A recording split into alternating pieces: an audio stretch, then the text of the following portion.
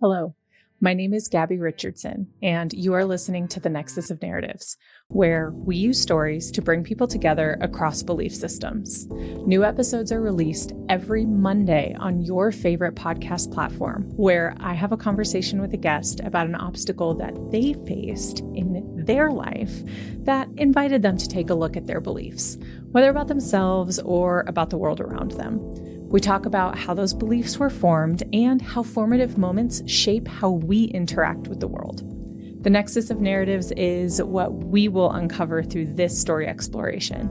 It's the common thread that unites all of us, no matter what our beliefs are. If you are an avid podcast listener, you know the deal. Please take a moment on the platform where you are listening to rate, follow, and review. Those little acts go a long way in ensuring that this important work reaches more people. Instead of doom scrolling on social media, follow the Nexus of Narratives to add some connection to your social feed. Check the show notes for links to follow the Nexus of Narratives on social media, access bonus content on Patreon, connect with me, connect with today's guest, and see any content warnings. All right, enjoy this story.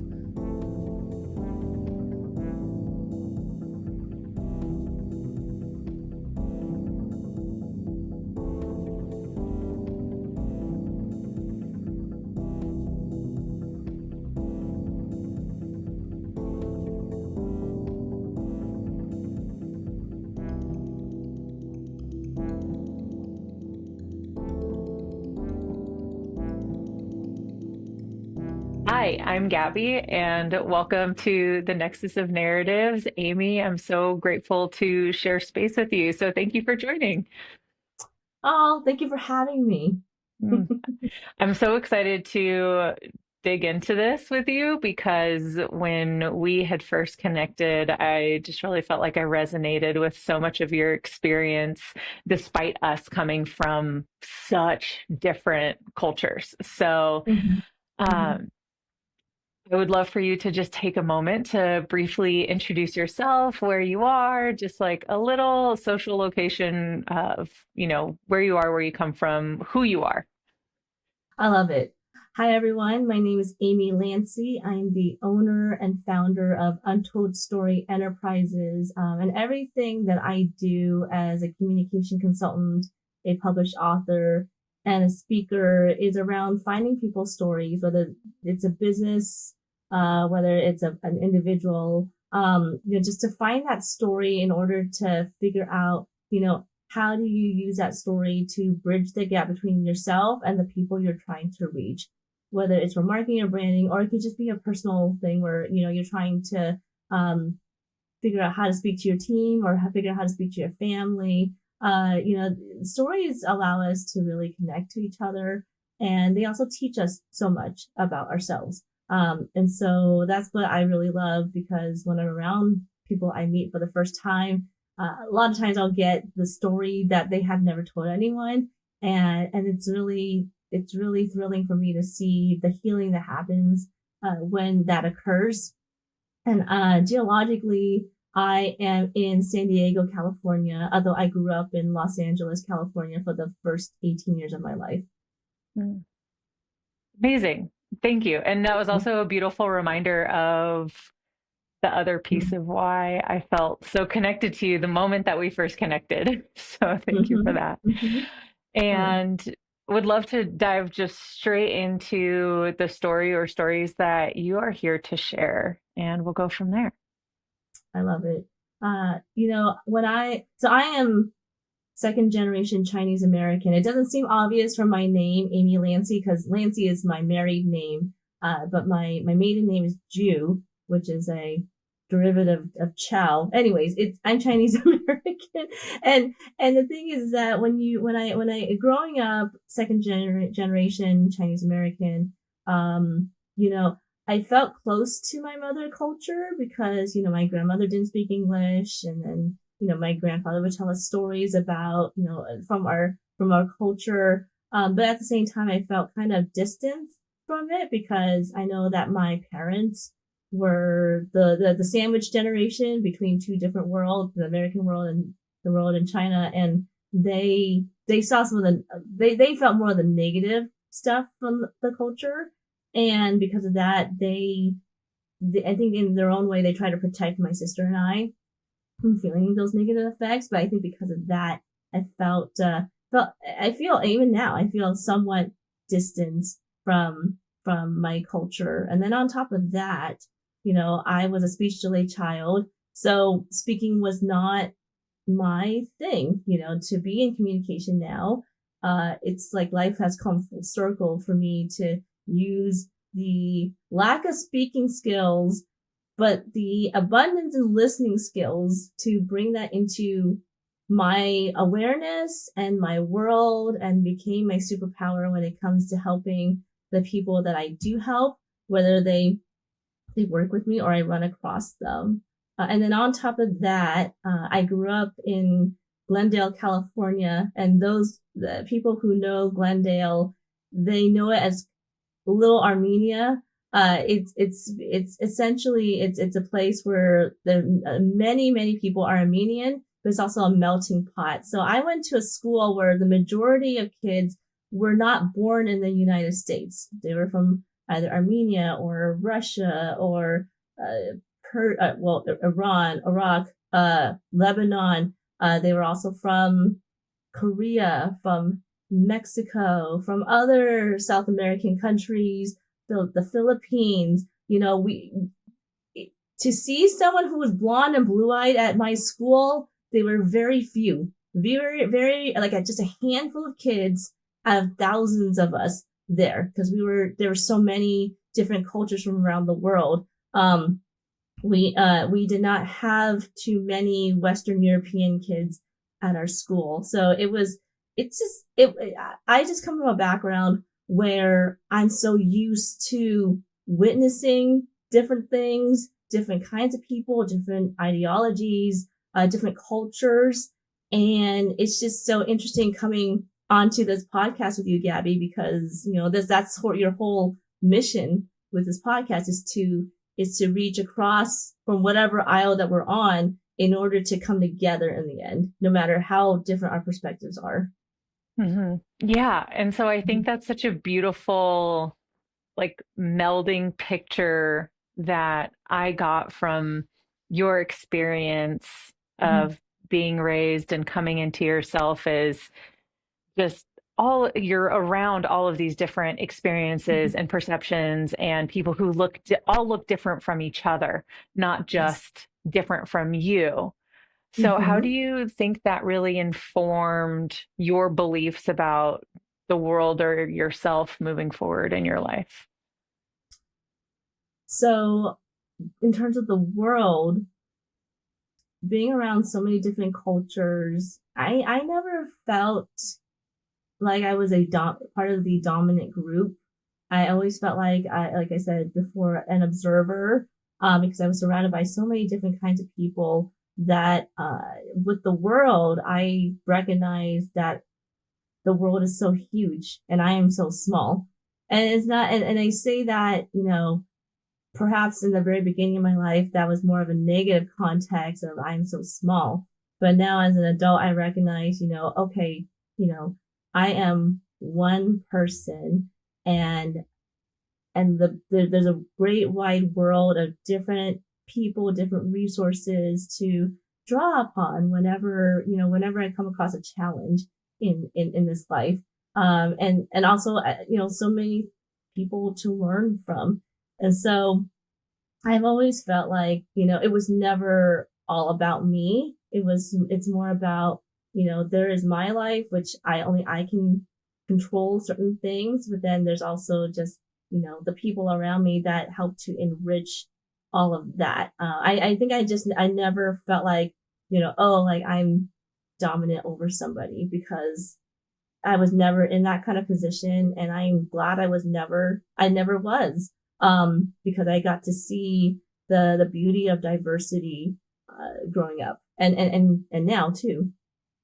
Hmm. Yeah. And you'd mentioned one little nugget that stuck out to me was mentioning how maybe there was a time in your life where you did feel small. Mm-hmm. Um, And the way that I heard it, and this could completely just be my lens, is that there was something that happened or something that was going on to where you were made to feel small, but then now you don't feel that way anymore. So is that an Yes. accurate read? Yes, that is Okay. absolutely accurate. Yes. Yeah, And because when I was a go kid, ahead. I would hide underneath tables. I would literally hide underneath tables at restaurants because I felt like the world was so huge. Mm. Mm. And so do you have like a memorable experience, or like a specific memory or set of memories to where that started to shift since that isn't the case anymore? That's a great question. When did that start to shift? I love that you asked me that question. I recall that because it took me a while to speak, therefore it took me a while to get into spelling, to get into reading and writing. But I remember there was this one point when my sister asked me to spell cat. I don't even remember how old I was. I probably was 4 or 5 years old. And I just remember saying C-A, and then, it, it felt like the letter, it wasn't so much I was trying to sound out the word, that the letters are coming from inside of me. So instinctively I said T. And then actually, no, I went, not instinctively, it was intuitively. Intuitively, I said T, and somehow I spelled cat correctly in that one moment for the first time.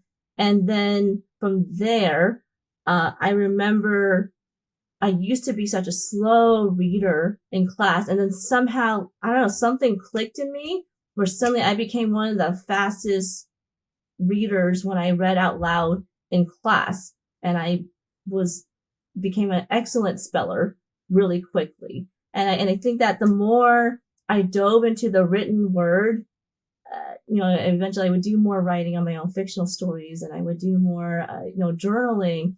Realize that there was something very freeing about the written word that gave me that freedom of expression. And I think that was when it really started to shift from feeling small and unable to communicate for myself to something, I have something where it makes me feel safe, but I can express my thoughts. Hmm. And I was good at it.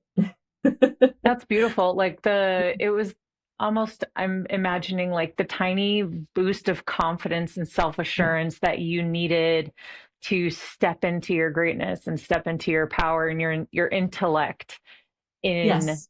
that space. Yes. Yes. Yes. It seemed that for whatever reason, things were clicking really quick. And like I said, I think, had you seen me in kindergarten or first grade, you would have seen me just really sound out all the words of a passage of a book.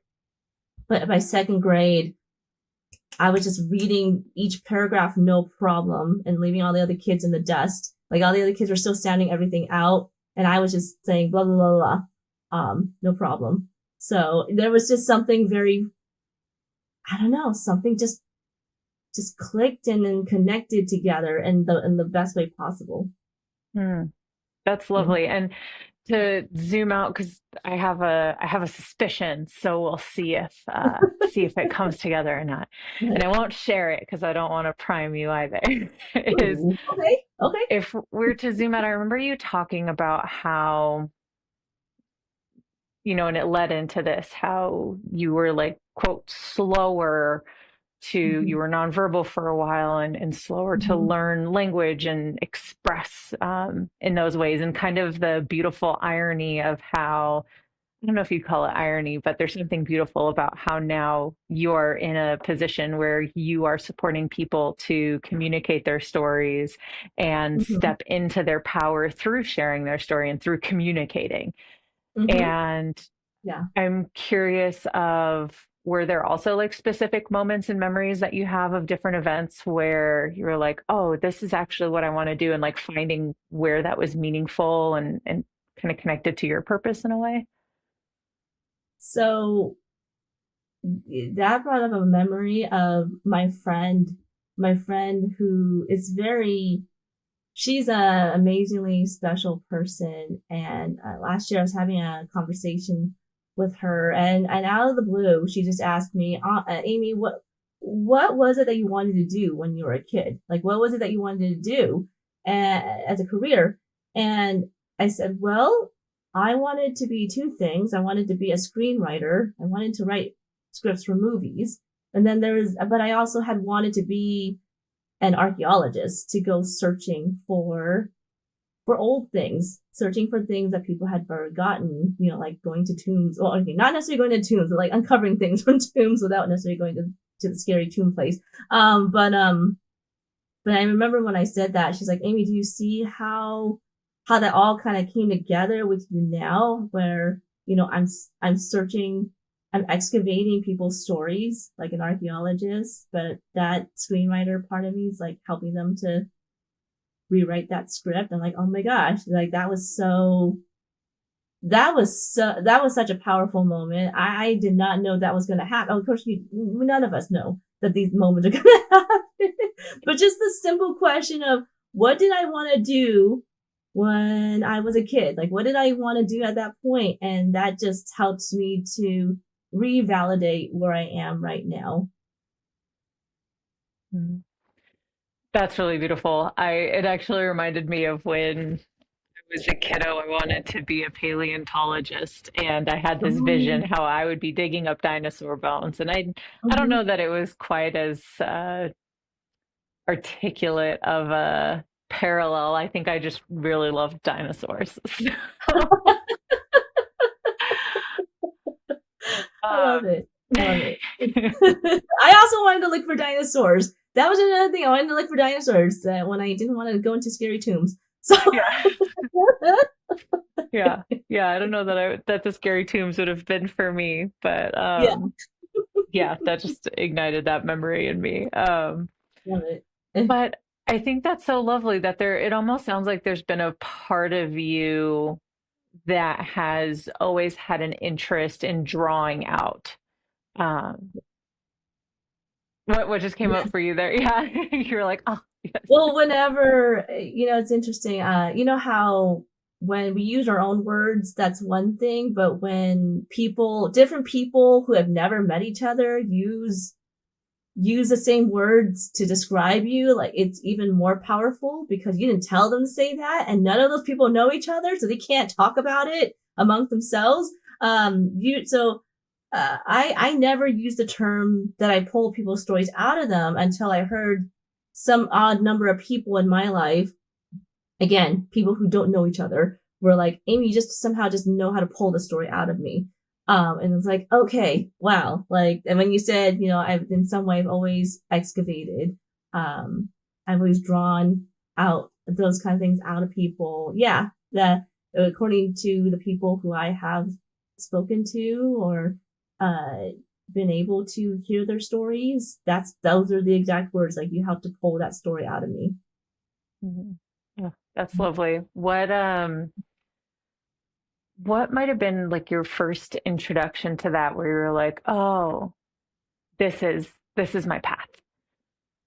Oh gosh, what was my first introduction to that? Um,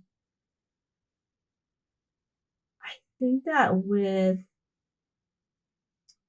so I acknowledge that this happened way before I ever started my own business, but when I became aware of it, I recognized that I was in a program with another, this was a business coach who taught people how to tell their story, right?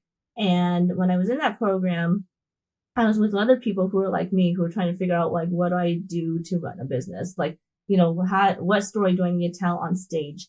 And I just remember that there were people like me who would go through these 3-day programs and then, spend some odd months after that still trying to figure out what our story is.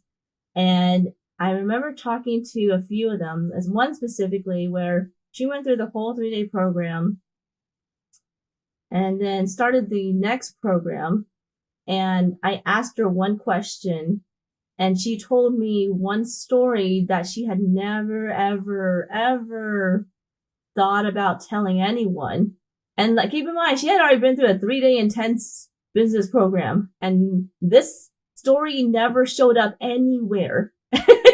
So like, and so like, I whatever, I don't even know what question I asked her. I don't even know, but she was just so much in awe. Like, you just asked me one question that just came out of my mouth. Like, yeah, I just, that was when I started to become more aware. And then, realizing that when I was telling my friends, oh yeah, it's not uncommon for me to find someone in an airport who will just tell me their whole life story, or find someone in the grocery store who will tell me their whole life story. And I thought that was normal. And it's not until I started telling my friends that they were like, no, Amy, that's not normal. That's that usually people try to keep things at, small talk and that's it. But no, somehow you pull things out of people that they needed to say, and you were there to hold that space. So yeah, I think that there wasn't an exactly a moment. It's just becoming gradually aware of what people were saying around me. Hmm. I think that's lovely. It's sort of what the pieces that I'm sort of putting together in this mental picture that I have of your experience is this, certainly this don't judge someone based on what might be inhibiting them at any point of their life, because Yeah. there could be this like massive, beautiful transformation that comes out to support people in a completely unexpected way. Oh yeah. Oh yeah. Yeah. It's my motto. I actually have this right by my desk: be curious, not judgmental. Mm. And I think it's just, I do have a natural curiosity when I meet someone who I've never met. I may still be, I'm very much an introvert though. So I'm nowhere, I'm not a social butterfly whatsoever. So if anyone's thinking like, oh, Amy has like weird juju with social stuff, like, no, I actually am not as really social person. But what I do know is that I'm a very curious person. And if I really want to speak with someone to learn who they are, I will ask questions, and I will hold off talking about myself initially. Not because I'm trying to interrogate them. It's because I just recognize that there's something that needs to be said, or just that I'm just naturally wanting to get to know them. And then whatever comes out, comes out. I think there was another incident recently where I was talking to someone who was pretty high level in the nonprofit world, and he himself is a storyteller, so he told a lot of different stories. And at some point, he started talking about religion, and then after that, I mean, it was religion in the business sense. I don't exactly remember the context, but it was appropriate. And after that, he was like, never once, I have been doing this for 30 years, never once have I brought up religion in any business conversation. I was like, yeah, I mean, this is just kind of, this is not, this is normal for me. Like, that's what I was trying to tell him that, like, these kind of things are kind of just, oh, that you normally don't do that. Okay, well, those are kind of the things that just happen in my life when I meet people. The things that just tend to not be said but needed to be said finally. That's so fun. I having these pieces of um, people be exposed to you, be opened and shared with you. Anytime people share like tender parts of themselves with me, I always feel so honored to Yes. have received that. And I remember that being something that we had shared in common too, which I think is maybe part of why it comes up too, and why people feel comfortable is there's something about you where people feel Yes. There you safe go. Yes. to Yes. open those parts of Mhm. themselves. And I think that's really beautiful. And so I'm curious of like with the way that people have been opening up to you, with your experience being around diversity and the way that you were raised, like I kind of see everything as interconnected. Do you feel like you have developed beliefs about people in general, or like about the way that people show up just because of those experiences that you've had? Yes, I have.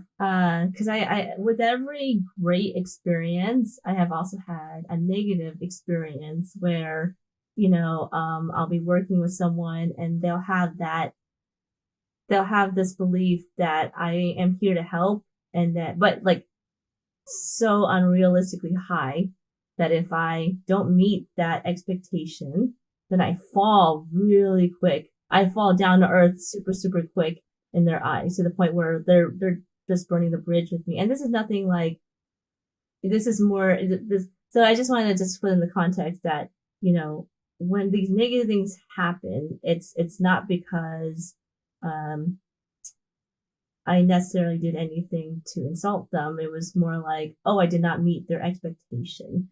And so when the beliefs, what I have observed is that we all project something. I project things and other people project things, whether that's positive or negative. And that, everyone is a mirror reflection of each other. And so I recognize that when those incidents happen where someone has an unrealistically high expectation of me and I don't meet that, that's actually I'm actually reflecting back to them the unrealistic expectation they have for themselves, but they don't Mm. realize that. and I don't realize that in the moment. I just see like a blowout that just happens without me even like seeing it from afar. And it's like, it's devastating at first, but then when I'm able to kind of put back those pieces afterwards, like, oh, there was that projection that happened, there was that projection that happened. So that being said, is that when I'm around different people, or just all of us, in general, we project our dreams, our beliefs, our expectations on everyone that we come across. And sometimes it's so hard to tell what's a projection and what is not a projection, that it all just kind of blurs together. And then until we kind of step back to, see what actually happened when emotions die down, then we never see it. We never see that. So yeah, I have certain beliefs, and actually my inner truth is that, like, we project onto each other, and until we are willing to become aware of that and take personal responsibility, we'll just keep on projecting. Mm. Mm-hmm. I love that for so many reasons. Because you see it Not your too in your own experience. way. Yeah. Yeah, yeah, not because you've had the negative side of those experiences, right? But you think about, oh gosh, so many things. So let me take it into bite-sized pieces here so that I don't go too nutty with Mm-hmm. tangents.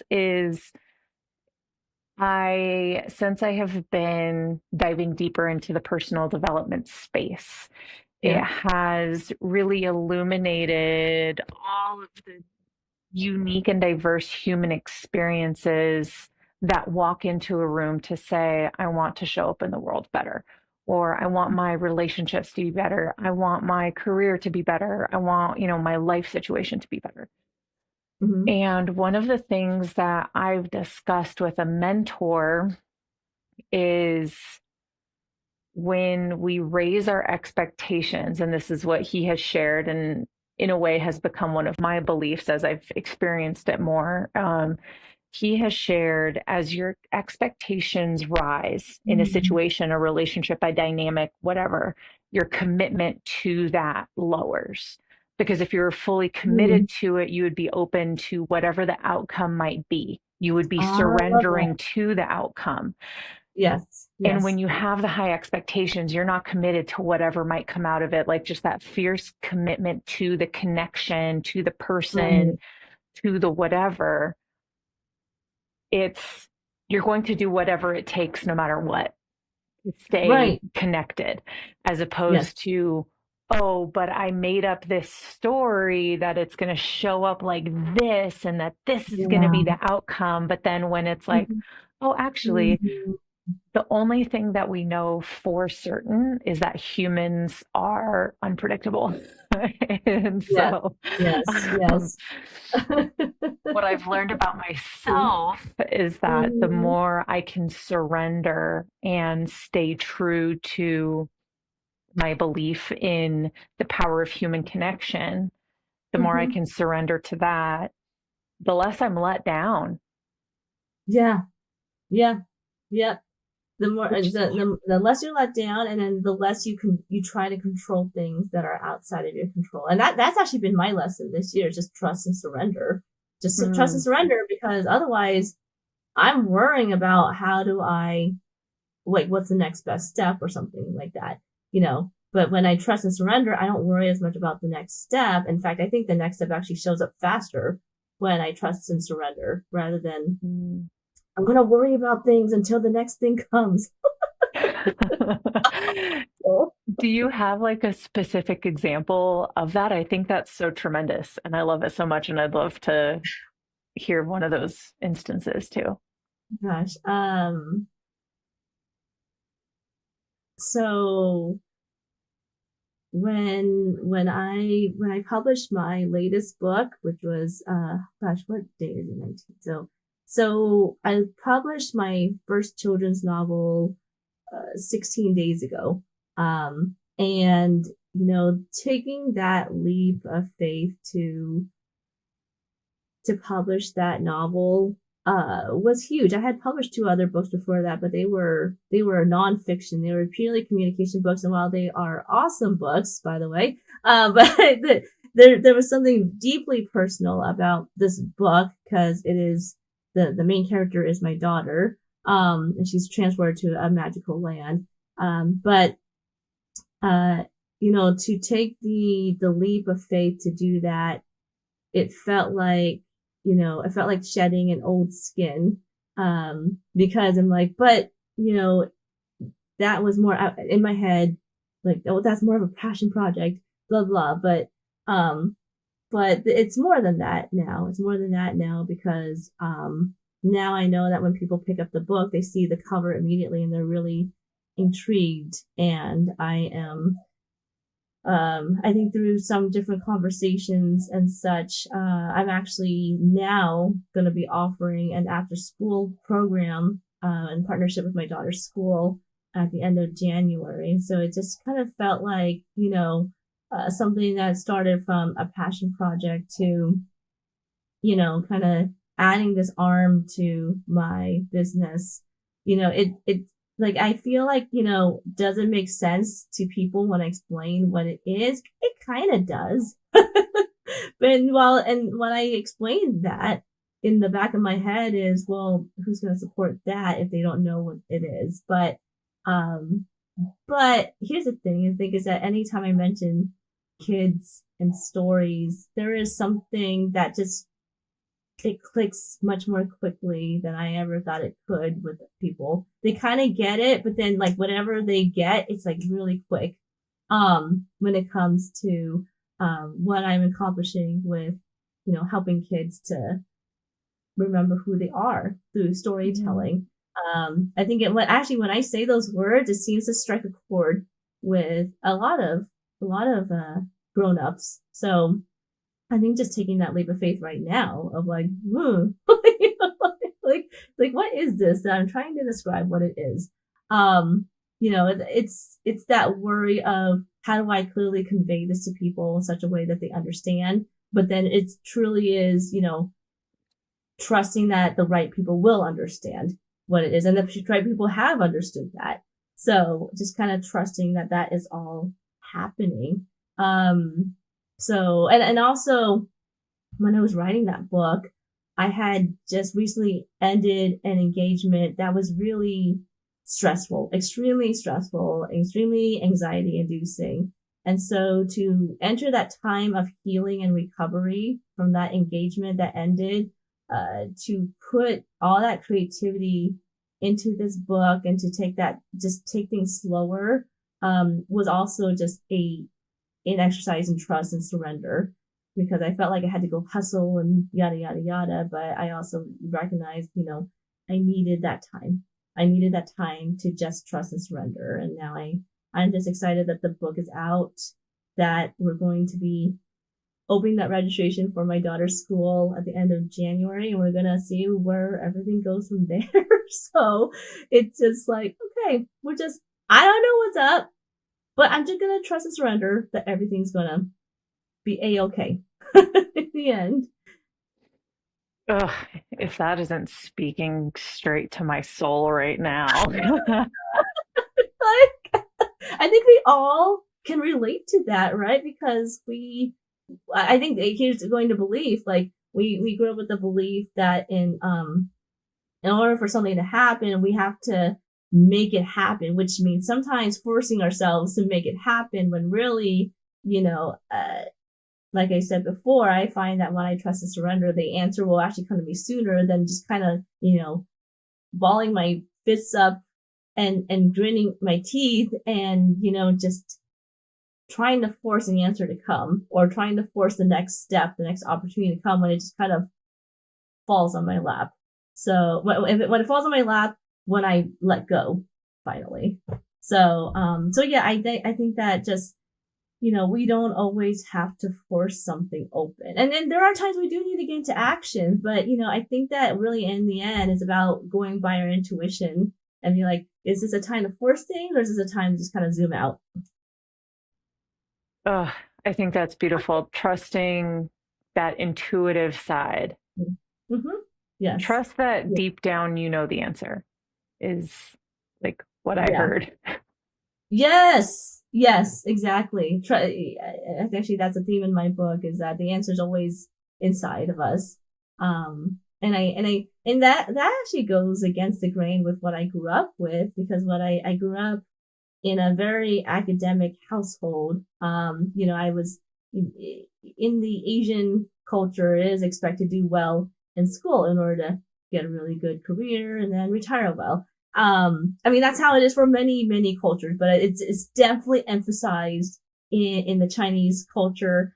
And I think that, I used to believe that if I just did the work that I was told to do, that I would get to where I wanted to go. And now I recognize that's not the answer. The belief that belief actually never really served me. That I felt like that belief actually boxed me in. But now my belief is that if I remember who I am, then I will be able to keep walking down my path and find that peace and joy along the way. Don't go anywhere just yet.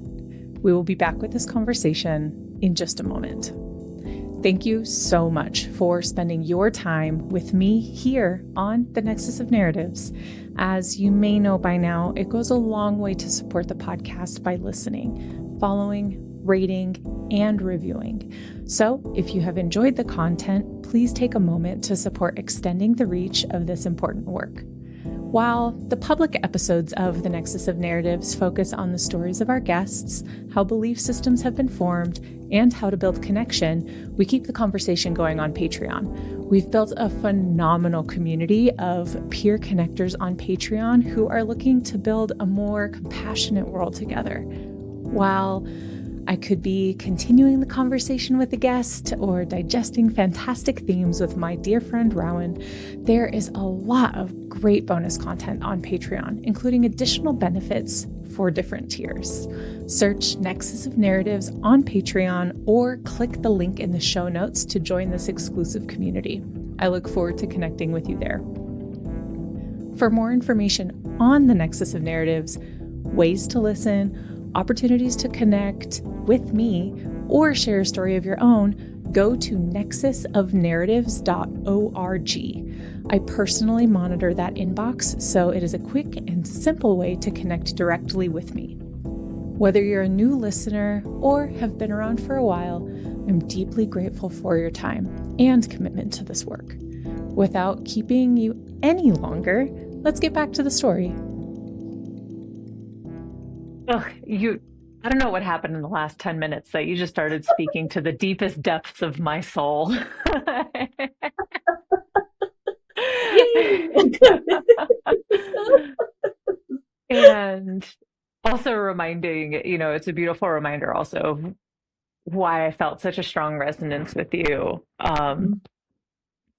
despite you being states away from me, and despite us being raised into different ethnic cultures too, which I think is part of what's so powerful for me in listening to that, is I wasn't raised by Chinese immigrant parents, but the culture of being raised by an immigrant father from Greece, there was still this sense of, and like coming back to this like control and boxing in to say, this is your path forward so Right. that you can be successful. Like, and this is my projection of what he was projecting onto me.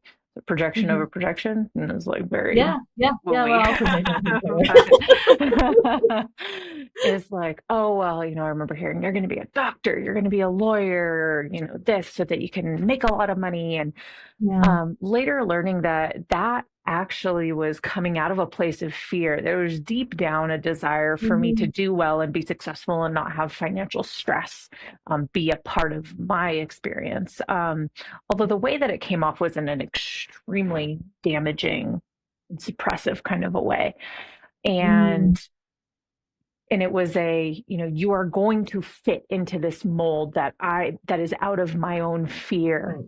that is out Right. of my Yeah. own scarcity. And then for Mm-hmm. me, you're like, I'm not going to do that. I don't want to do that. That doesn't feel right. Right. Like I Right. had nightmares when I was in my pre-med route, the, short time that I was an undergraduate student on my pre-med route. I was like, this isn't for me. This isn't what I'm meant to do. Mm. Mm-hmm. And Mm-hmm. following that intuitive side of me, yeah, sure. By now, maybe I would be close to the end of my residency. Maybe. Maybe. And Yeah. maybe if I went that route. And I'm so glad that I didn't.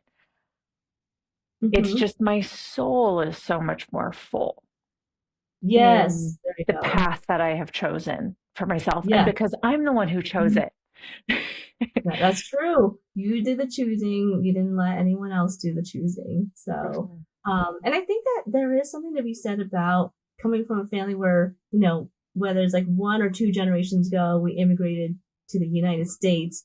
That the immigrant generation, that for my case with my grandparents, it was all about survival, transitioning to a different country, a different culture, trying to fit in, but keep the mother culture, but then, trying to teach our kids things that we learned along the way in order so they don't end up, needing to be in survival mode, even though all of that is coming from the fear of being in survival mode. So it's the never ending kind of prison loop that we kind of put ourselves in to say, I'm doing this, I'm telling you to do this in order to succeed. But that again, that's also from fear of, not wanting your kids to suffer while trying to figure out the same things that you did. Anyway, it's just, I think it's very common in families where, they came to this new world somewhat recently, within the last 100 years, that we're still kind of dealing with the whole, you need to prove yourself because you need to prove yourself to this other world that we have come into. And therefore, you need to listen to these instructions because I'm trying to show you the way, when really we all have our own paths to follow. Mm-hmm. Absolutely. And is there like a specific memory or circumstances that happened with you where you felt like, no, I need to deviate from this containment that I'm feeling from my family onto me? Um, it when I was 24 years old, um, I was diagnosed with non-alcoholic fatty liver disorder, which basically meant that my emotional eating was really getting the best of my health. And the way to reverse it was to not just lose weight, but to, just take care of myself more. And so I did do that. I took care of myself and I reversed it within a year or two of the diagnosis. And the thing is that what people saw from the outside was, me eating better and exercising more. But on the inside, I was doing so much soul searching, like, who am I? And I had just met the man who is now my husband at that time too. So it was like, I wanted to have a long, happy, healthy life with him. And as I was really doing all this soul searching, uh, I came to look at my career because at that point I had been in the science world. Uh, gosh, how long had it been? I had been in the science world for 6 years as my full time career at that point. No, wait, sorry, it's been 2 or 3 years at that point. And what I had thought of my life, what I had experienced for myself, all the self discovery and the career that I had, it didn't match. It didn't match at all because the path I was on was working in science for a while and then applying to a PhD program and then being in the PhD program for a while and then get my PhD and then somehow get a fellowship somewhere. Like that was the path that I was on. But I after all of that soul searching and hard work to just finally learn to take care of myself and figure out why am I emotionally eating all these years, recognize that what I had gone through for myself didn't match where I was right now. And I think that's when I really started looking into entrepreneurship. And my first business was as a health coach. And that made no money. But then that's when I went into more like marketing and communication. And that seemed to like be the thing that I needed to be in because that was easier to, it was easier to find clients that way. And I think it's because it was more aligned with me. So, so that being said is, there are a couple of different points. Yeah. When with me in science, I didn't feel like that aligned with me. And then also when I was in health coaching and recognizing that that was such a struggle, it was such a struggle. Nobody paid me for that. But the moment I changed over my website and my business cards to, at the time, copywriting, a week after all that changed over, I got my first 2 paying clients. So it was like, it's just like the universe constantly was giving me these little breadcrumbs of like, okay, yeah, you're back on track now. That's beautiful. And again, the surrender piece, I can only imagine how much trust and surrender there was in that Oh my entire God. process. Gosh. Yeah. Yeah. I mean, I think there's so many points and I still struggle with it. There's so many points where I'm like, well, what do I do now? I realized that just asking myself that question in that context, it's like, it's implying that I have control over, what comes next when I actually don't. I don't have any control. But instead, if I ask myself, who would be, what would be my next best step? It's coming from a different place in me. It's like, oh, let's be curious. Let's be playful. Like what would be fun to do next? What could come next? And again, surrender, trust, and then the answer just kind of plops itself right there. It may not be what I pictured it, but it's something, and then it does lead to other things. Oh, I love it. And I think what a perfect segue to asking you the same questions that I invite everyone to answer when they join is how can your stories create connection for people who can relate to anything that you shared? I think that I've seen this a couple of times when I've talked about my experience as a child who didn't speak very much. I've seen this where a couple of parents who happen to be about my age will come forward and say, Amy, thank you for telling me that story about you, because now I can better understand my child who's going through this similar thing. I can't even tell you, there's been at least two, maybe, yeah, at least two instances where I've told that story to somebody or an audience, and then someone will come forward and they'll say, I have a child who, took a while to speak and is very reserved. And, everything that you described that you went through, I'm seeing in real time with that child. And now I better understand what my child is going through. And it's funny because I'm obviously much older than these children.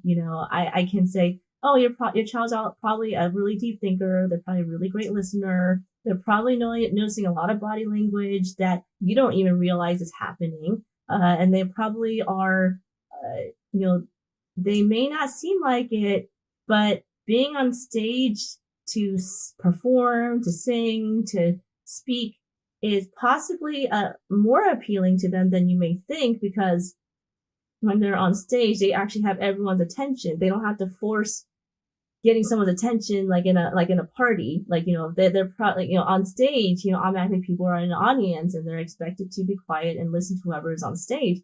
So, probably these kids being on stage is more appealing than you think it would be for them, because they don't have to worry about how to get people's attention, and they could just do their thing and then get off stage when they're ready. So, and it's like every time I mention these things, like the parents are like, oh my gosh, you got it down. Like, yes. So to go back to your question of how can my stories help to connect people, I think it has the ability to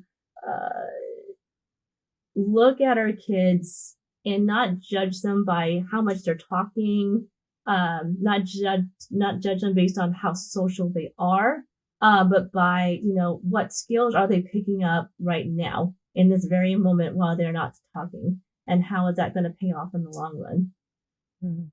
I think that's so lovely and something I'm going to continue to digest too. So thank you for that. You're welcome. You're welcome. I've even been tempted to write another book just to say, all right, so someone who was formerly speech delayed, these are the things I picked up along the way as an adult. And this is some things that you can look at with your kids who are going through the same thing. You might be worried about them. You might be worried about them now, but I promise you that as long as you are loving on them and as long as you are doing your best to understand what they're going through, like they're gonna be just fine. They're gonna be just fine, and they're gonna be able to do things better than a lot of people are, in unexpected ways. So I just been so tempted to write that book. I'm like, I have so many books I need to write. Just add that to the list. I'm loving the idea of it already. Yeah. But I think it all just comes down to when we share our stories, we help people to connect better with each other, to see each other, and to have hope for the future. Like I brought the example of kids with parents, every time we see our children do well, we have hope for the future. And every time we see our children not do well, like we're always questioning ourselves, like, oh no, what did I do? Like they're gonna end up committing some crime, or they're gonna end up like, I don't know, just being crazy in the end. Like, no, you're fine, you're gonna be fine. Yeah, but I think stories do help us to empathize, connect to each other, and just validate where we're at. Mm-hmm. Oh, so lovely. And for someone who can kind of still like relate to any place that you've been, what might you say to a past version of yourself? Oh gosh.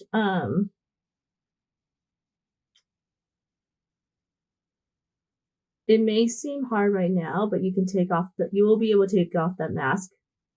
I feel like for so long when I was younger, I had to wear a mask that, I was this happy-go-lucky girl, and I really wasn't.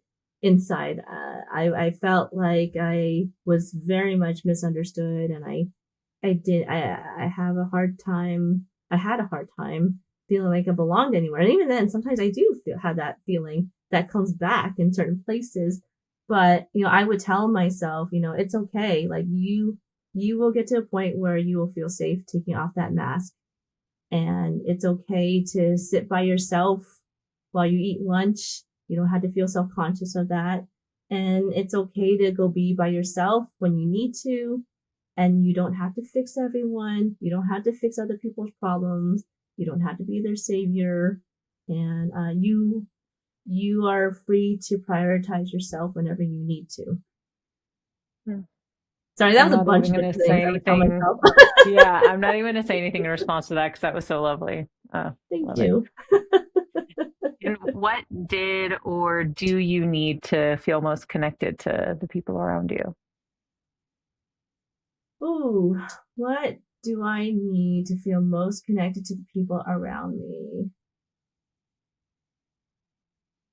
Ironically, it's being connected to myself. Because if I am not connected to myself, then I feel like I'm closed off to everyone. But when I'm connected with myself, then I actually feel connected to everyone. Again, beautiful. I'm not even going to say anything to that. So lovely. Thank you. And the last but not least is, how can your story or stories create connection for people who don't have similar beliefs or experiences? I think that my stories can help to pull a curtain on what it's like to be a professional witness to some extent. I've never been the captain of the cheerleading team. I've never been the star athlete. I've never been the life of the party. But I think that to someone who does easily become the center of attention wherever they go, I think to hear my story, I think that they can learn that, they don't always have to put on a show to figure out that they have superpowers too. I think that this whole journey of mine, I've had to figure out what I'm really good at, but also just what are some gifts that just shown up over time. And just because I'm not the life of the party, it doesn't mean that I'm not helping people in some way. And I think that for someone who is possibly used to being at the center of it all, can see that, if they don't want to be at the center of it all, but they still want to help people, they still can. They still can help people. They just, they just don't need to have all the attention going at them. So, and I think that, I think that in the end, whether we are used to being in the center of it all, or we're used to being wallflowers, I think in the end, if we see each other as human beings who are just trying to figure ourselves out, it doesn't take long for us to see each other as who we are. So I think that's really what it is. Just remember, we're all human. Mm-hmm. Yep. We're all trying to figure this life thing out together at the same time. Yes, exactly. We're all trying to figure it out. Nobody has it actually figured out. I mean, like if anyone says they have it all figured out, I guarantee you that something else is going to come in their path to have them figure things all over again, because that's just how life is. So, mm-hmm. Yes, because every time I think I have this whole motherhood thing figured out, something pops up, and I'm like, dang, I don't have this whole motherhood thing figured out. Being the mother of a toddler has been very humbling for me. Oh gosh, yes, yep. I was, I remember those days, and that was every few months I thought I had it figured out, but then something else right after that would happen. I was like, nope, I got to figure out this thing in the next few months. Mm-hmm. Yep. Just as maybe it can be heard in the background, my daughter outside the door with the babysitter going, "Yee!" Oh, so funny. Oh my God. Oh, what was the one thing you were suspecting or something that you said in the beginning? Or Oh, yes. Now that we're at the very end, I was suspicious that there was alignment in your story of like stepping into your confidence about spelling the word cat to that being like a Mhm. turning point um, for your like strength in Yeah. speaking and drawing out stories and like reading quickly, that maybe there was some sort of an alignment to a turning point where then it was like, oh, wait, I can do this. I do Yeah. have this strength and this power and this skill. That was my Yeah. suspicion. It did not come up in your story that you shared, but But you're right, though. It was a turning point. Your suspicion was right. It just didn't come up before. But I was like, wait, now I want to know before you go. Like, and I I want to am know. amazed that I did still have it top of mind because you'd said that, and I was like, oh, uh-oh, she's gonna ask me to remember something, and I don't know if it's gonna happen. That's all good. But we did it. We did it. You I'm very did it. proud of my goldfish memory there. It did well. It did well. Yes, yes. Well, thank you so much for your time. Is there anything else that you would like to share before we close this out? um, let's see. Anything I would love to share? If anyone is interested in my kids novel, it's called The Voice Within.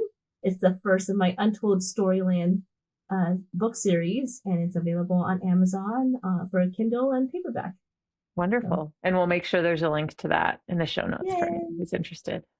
So Thank wonderful. Well, you. thank you again for your time. That was just so delightful. And I love all of the different beautiful pieces of you we were able to uncover along the way. So thank you Oh, for thank you for sharing all of that.